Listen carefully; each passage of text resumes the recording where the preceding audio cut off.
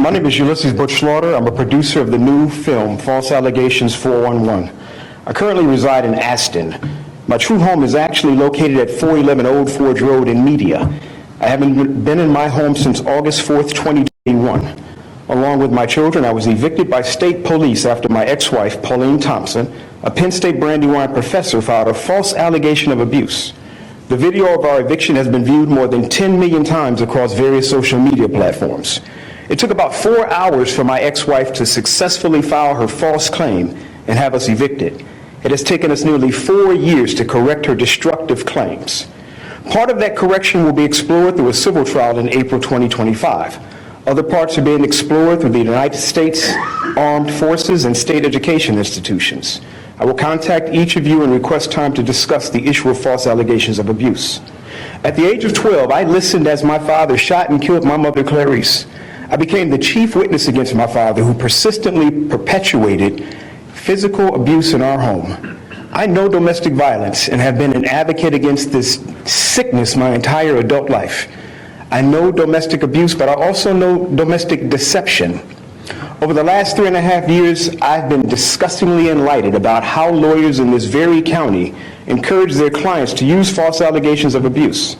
This illegal tactic is called the silver bullet. A false allegation is an accusation that is made in bad faith with the intention of harming the accused person.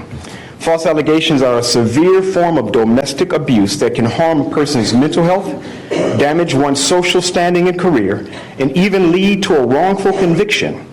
I want to add that the filing of a false allegation of abuse is not simply a technical or legal action. It is truly a life-threatening action. It is a sign that your life is literally in danger. Pennsylvania already has laws to address falsification of police reports and lying under oath, but the laws are not being strictly enforced. On August 12, 2021, I successfully defended myself during a preliminary PFA hearing.